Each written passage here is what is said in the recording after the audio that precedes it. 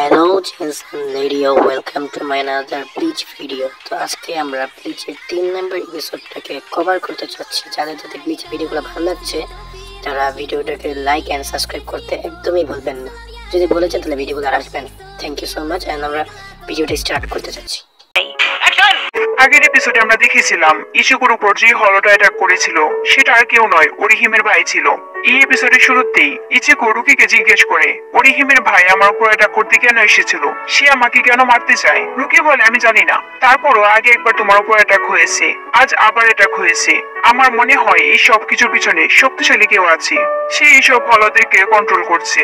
তখন ইচিকো বলে, আমি ওরিহিমের ভাইকে মারতে পারবো না। রুকি বলে, কেন মারতে পারবে না? সে এখন পুরোপুরি মনস্টার হয়ে গেছে, সে এখন তার কাছের মানুষদের উপর হামলা করবে। এখন আমাদের এসব ভাবার সময় নয়, ওরিহিমের জীবনে ঝুঁকি আছে। এদিকে ওরিহিমে আর তাসুকি গল্প করছিল, তখনই তার বাসায় রাখা একটা পুতুল ছিঁড়ে নিচে পড়ে যায়। ওরিহিমে পুতুলটাকে নিয়ে বলে, এটা ছিল কিভাবে? তখনই তারা কিছু শব্দ শুনতে পায়। অন্যদিকে ইচিকো আর রুকি ওরিহিমের কাছে আসছিল। ইচিকো রুকিকে জিজ্ঞেস করে, হলরা নিজের পরিবারকে টার্গেট করে কেন? রুকি বলে, যেসব সোলদেরকে সোল রিপাররা খুঁজে পায় না তারা এই দুনিয়াতে আটকে যায়। সেই সব সোলরা একা হয়ে এখানে সেখানে ঘুরতে শুরু করে। তারা নিজেদেরকে হলদের থেকে রক্ষা করতে পারে না, পরে তারাও হলো হয়ে যায়। হলো হওয়ার পর তারা নিজেদের উপর নিয়ন্ত্রণ হারিয়ে ফেলে। তারপর তারা তাদের সবচেয়ে প্রিয় মানুষটির উপর হামলা করে। রুকি ইচিকোকে বলে, মনে আছে আজকে আমরা ওরিহিমের পায়ে কিছু দাগ দেখতে পেয়েছিলাম? সে দাগগুলো হলোর জন্যই হয়েছে। ইচিকো জিজ্ঞেস করে, তাহলে আজ যে অ্যাক্সিডেন্টটা হয়েছে সেটাও কি ওরিহিমের পায়ে করেছে? রুকি বলে, হতে পারে।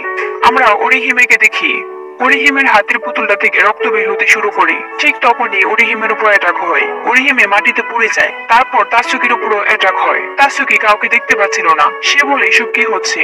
হলোটা তাসুকিকে অনেক ভয়ানক ভাবে মারছিল। আমরা ওরিহিমেকে দেখি সে অনেক বেশি ভয় পেয়ে গেছে। তার কারণ হলো সে এখন হলোটাকে দেখতে পাচ্ছিল। হলোটার পাশে ওরিহিমের বডি পড়েছিল। ওরিহিমে তার বডি দেখে বলে, এটা কি আমি? এসব কি হচ্ছে? সে দেখে ওর বডি থেকে একটা চেইন তার বুকে এসে কানেক্ট হয়ে আছে। ওরিহিমে বোঝার চেষ্টা করছিল এসব কি হচ্ছে। এদিকে হলোটা তাসুকিকে মেরে ফেলতে যাচ্ছিল। তখনই ওরিহিমে তাসুকিকে বাঁচিয়ে নেয়। ওরিহিমে তাসুকিকে ধরার পর তাসুকি ভয়ে চিৎকার করে বলে, দূরে থাকো। তাসুকির ভয় পাওয়ার কারণ হলো সে ওরিহিমেকে দেখতে পাচ্ছিল না। হলোটা বলে, কোনো লাভ হবে না ওরিহিমে, সে এখন আমাদের দেখতে পাবে না। তাসুকি অজ্ঞান হয়ে পড়ে। ওরিহিমে বলে, তুমি আমার নাম জানলে কিভাবে? হলোটা তার পরিচয় দেওয়ার চেষ্টা করছিল। সে বলে, তুমি কি আমার ভয়েস চিনতে পারছো না? তুমি আমাকে ভুলে যেতে পারো না। ওরিহিমে চিনতে পারছিল না এটা ওর ভাই। হলোটা অনেক রেগে যায় আর সে ওরিহিমের উপর অ্যাটাক করে। তখনই সেখানে ইচিকো চলে আসে। সে সময় মতো এসে ওরিহিমেকে বাঁচিয়ে নেয়। ওরিহিমের ভাই সেখান থেকে চলে যায়। ওরিহিমে বলে, ইচিকো তুমি এখানে কি করছো? ইচিকো এটা দেখে অনেক অবাক হয়ে যায়। সে বলে, তুমি আমাকে দেখতে পাচ্ছ কিভাবে? ইচিকো দেখে একটা চেইন ওরিহিমের থেকে তার রিয়েল বডির সাথে কানেক্ট করা। আসলে ওরিহিমের বডি থেকে ওরিহিমের সোল আলাদা হয়ে গেছে। ইচিকোর মনে পড়ে রুকি বলেছিল, সোল রিপারদেরকে শুধু সোলরাই দেখতে পাবে, নর্মাল মানুষ কখনোই দেখতে পাবে না। ওরিহিমের ভাই সেখানে আবার চলে এসে বলে, তুমি ঠিকই ভেবেছো, ওরিহিমে মারা গেছে। তারপর সে ইচিকোর উপর অ্যাটাক করে জানালা দিয়ে নিচে ফেলে দেয়। ইচিকো অজ্ঞান হয়ে পড়ে। রুকি ইচিকোর জ্ঞান ফেরানোর চেষ্টা করছিল। ওরিহিমে বলে, ইচিকো ব্যথা পেয়েছে, আমাকে ওর কাছে যেতে দাও। হলোটা ওরিহিমেকে আবার জিজ্ঞেস করে, তুমি কি আমাকে সত্যি ভুলে গেছো? তখনই ওরিহিমে বুঝতে পারে এটা আর কেউ নয়, তার বড় ভাই। এইদিকে ইচিকোর জ্ঞান ফিরে আসে। আমরা দেখি ইচিকোর মাথা থেকে রক্ত বের হচ্ছিল। রুকি জিজ্ঞেস করে, তুমি কি ঠিক আছো? ইচিকো বলে, হ্যাঁ আমি ঠিক আছি। রুকি বলে, এই হলোটা ওরিহিমের বড় ভাই হলেও সে এখন পুরোপুরি মনস্টার হয়ে গেছে। তার কাছে এখন মানুষের মতো হার্ট নেই। ওকে আমাদের মারতেই হবে, এটা আমাদের জন্য এতটাও ইজি হবে না। এইদিকে ওরিহিমের ভাই ওরিহিমেকে বোঝানোর চেষ্টা করছিল। ওরিহিমে বলে, তুমি মিথ্যা বলছো, তুমি এখন যা কিছু করছো আমার ভাই সেগুলো কখনোই করতো না। ওরিহিমের ভাই বলে, আমি একা হয়ে গিয়েছিলাম, তুমি আমাকে একটু একটু করে ভুলে গেছো। আমার মৃত্যুর পর তুমি প্রতিদিন আমার জন্য প্রে করতে, আমি তোমাকে প্রতিদিন দেখতাম, তোমার প্রের জন্য আমার সোল অনেক শান্তি পেত। 1 বছর পর তুমি এই মেয়েটার সাথে বন্ধুত্ব করো, তারপর থেকে তোমার প্রে আস্তে আস্তে কমতে থাকে। তুমি হাই স্কুলে যাওয়ার পর প্রে করা একবারে বন্ধ করে দিয়েছো। তারপর থেকে আমি পুরোপুরি একা হয়ে পড়েছি। ওরিহিমে, তুমি যদি আমাকে একটু ভালোবেসে থাকো তাহলে আমি যা বলি তা শোনো। বেশিক্ষণ সময় লাগবে না, আমি আগে ওই সোল রিপারটাকে খেয়ে আসি। ওরিহিমে ওর ভাইকে থামানোর চেষ্টা করে। ওরিহিমের ভাই অনেক রেগে যায় আর বলে আজকে আমি যা কিছু হয়েছি সবকিছু তোমার জন্য হয়েছে। তুমি যদি এখন আমার কথা না শোনো তাহলে আগে তোমাকেই মারবো। ওরিহিমের ভাই ওরিহিমেকে মারতে যাচ্ছিল, তখনই সেখানে ইচিগো চলে আসে। ইচিগো তার ব্লেড দিয়ে অ্যাটাক করে। ওরিহিমের ভাই আবার ওরিহিমেকে মারতে গেলে ইচিগো তার হাত কেটে ফেলে। ইচিগো বলে, তুমি কি জানো বড় ভাইদের কাজ কি? বড় ভাইদের কাজ হলো ছোট ভাই বোনকে সব ধরনের বিপদ থেকে রক্ষা করা। কিন্তু তুমি কি করছো? নিজের বোনকে মারতে যাচ্ছ? তোমার কোনো অধিকার নেই বড় ভাই হওয়ার। ওরিহিমের ভাই চিৎকার করে বলে, চুপ করো, ওরিহিমে শুধু আমার, আমি ওকে নিজের হাতে বড় করেছি, সব বিপদ থেকে রক্ষা করেছি।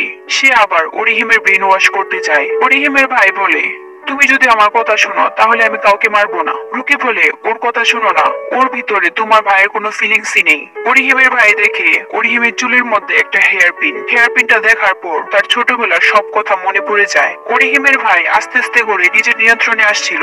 এমন মনে হচ্ছিল সে এই হলো ফর্মটার সাথে ফাইট করছিল, কিন্তু এই হলো ফর্মটা অনেক বেশি শক্তিশালী ছিল। ওরিহিমের ভাই আবার ইচিগোর উপর অ্যাটাক করে। ইচিগো ওরিহিমের ভাইকে মারার জন্য হেজিটেট করছিল। তারপর ওরিহিমের ভাই ইচিগোর উপর অ্যাটাক করতে যাচ্ছিল, তাদের মধ্যে ওরিহিমে চলে আসে। ওরিহিমের ভাই থেমে যায়। ওরিহিমে তার ভাইয়ের কাছে মাফ চেয়ে বলে, সবকিছু আমার জন্য হয়েছে, আমি তোমাকে বলেছিলাম আমাকে ছেড়ে যেও না, এই জন্যই তুমি এখনো শান্তি পাওনি। আমার কাছে সবসময় মনে হতো তুমি আমার আশেপাশে আছো। গতকাল যখন গাড়ি আমাকে ধাক্কা মারতে যাচ্ছিল তুমি আমার পায়ে ধরে টান দিয়ে আমাকে বাঁচিয়েছিলে। তার মানে কাল যে অ্যাক্সিডেন্টটা হয়েছিল সেটা ওরিহিমের ভাই করায়নি। ওরিহিমের ভাই অ্যাক্সিডেন্টের থেকে ওরিহিমেকে বাঁচিয়েছিল। ওরিহিমে বলে, আমি যদি তোমার উপর নির্ভরশীল হতে থাকি তাহলে তোমার আত্মার কখনো মুক্তি হবে না। এই জন্য আমি তোমাকে দেখাতে চেয়েছিলাম আমি ভালো আছি। আমি যদি ভালো থাকি তাহলে আমার জন্য তোমার আর চিন্তা হবে না, কিন্তু আমার এই ভালো থাকা তোমাকে একা করে দিয়েছে। তখন ওরিহিমের ভাই চিৎকার করতে থাকে, তার ফেস বারবার চেঞ্জ হচ্ছিল। ইচিগো জিজ্ঞেস করে, এসব কি হচ্ছে?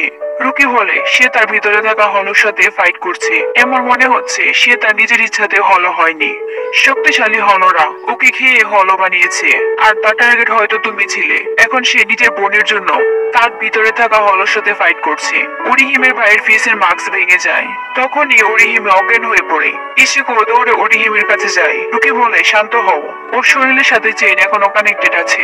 এই চেইন যতক্ষণ কানেক্টেড থাকবে ততক্ষণ ওরিহিমের কিছুই হবে না। রুকি তার কিডো ওরিহিমের উপর ইউজ করে। ওরিহিমের ভাই ওরিহিমের মাথার হেয়ার পিনটা দেখছিল। এই হেয়ার পিনটা সে ওরিহিমেকে উপহার হিসেবে দিয়েছিল। এই জন্য ওরিহিমে এই হেয়ার পিনটা প্রতিদিন চুলে পড়ে থাকে। ওরিহিমের ভাই অনেক ইমোশনাল হয়ে পড়ে। সে ইচিগোর ব্লেডটা নিয়ে বলে, আমি যদি এমনই থাকি তাহলে হয়তো আবার মনস্টার হয়ে যাব, তার আগে আমার মরে যাওয়া উচিত। ইচিগো থামাতে যায়। রুকি ইচিগোকে থামিয়ে দিয়ে বলে, ও সঠিক সিদ্ধান্ত নিয়েছে, ও আগের মতো কখনোই হতে পারবে না, একটু পর হয়তো আবার মনস্টার হয়ে যাবে। ওরিহিমের ভাই নিজেকে মারতেই যাচ্ছিল। তখনই ওরিহিমের জ্ঞান ফিরে আসে। ওরিহিমে বলে, ভাই তোমার কি মনে আছে যেদিন তুমি আমাকে এই হেয়ার পিনটা দিয়েছিলে সেই দিন আমি তোমার সাথে অনেক ঝগড়া করেছিলাম। তুমি যখন কাজে গিয়েছিলে তখন আমি তোমার সাথে কোনো কথা বলিনি, আর সেই দিনই তুমি আমাকে ছেড়ে চলে গেছো। কিন্তু আমি তোমাকে এখন বলতে চাই, have a good day big brother. তারপর ওরিহিমের ভাই খুশি খুশি নিজেকে মেরে ফেলে। তারপর সে মুক্তিও পেয়ে যায়। ওরিহিমে রুকিকে ধরে কান্না শুরু করে দেয়। সত্যি বলতে এই সিনটা অনেক ইমোশনাল ছিল। পরের দিনের সিন দেখি আমরা। ওরিহিমে বলে, আমার বাসায় সোমো রেসলার এসে বাসার সবকিছু ভাঙচুর করে গেছে। ওরিহিমের বান্ধবীরা ওর কথায় বিশ্বাস করে না।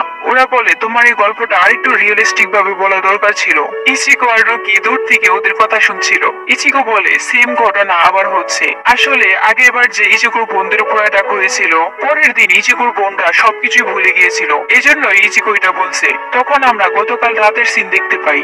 রুকি ওরিহিমের মুখে একটা স্প্রে করেছিল। ইচিগো জিজ্ঞেস করে, এটা কি করেছো তুমি? রুকি বলে, চিন্তা করো না, এই স্প্রেটা দিয়ে মেমোরি রিপ্লেস করা হয়। আজকে যা কিছু হয়েছে সবকিছু এসে ভুলে যাবে আর নতুন কোনো মেমোরি অ্যাড হবে। ইচিগো বলে, এটা আবার কি? রুকি বলে, চিন্তা করো না, আগামীকাল আমরা দুজনে এটা জানতে পারবো। রুকি সেম ভাবে তাসুকির মেমোরি চেঞ্জ করে দিয়েছিল। সিন বর্তমানে ফিরে আসে। ইচিগো বলে, সেম কাজ তুমি আমার পরিবারের সাথেও করেছো। রুকি অনেক গর্বের সাথে বলে, হ্যাঁ। ইচিগো অন্যমনস্ক ছিল। রুকি জিজ্ঞেস করে, কি হয়েছে? ইচিগো বলে, আমি সবকিছুর জন্য এখনো প্রস্তুত নই।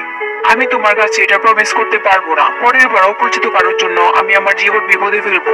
আমি এতটাও ভালো ছেলে না, তারপরও আমি ততটাও খারাপ না। আমার চোখের সামনে আমি কারো ক্ষতি হতে দিব না। ইচিগো রুকির দিকে হাত বাড়িয়ে দিয়ে বলে, আমি তোমাকে সোল রিপারের কাজে সাহায্য করব। রুকি খুশি হয়ে যায়।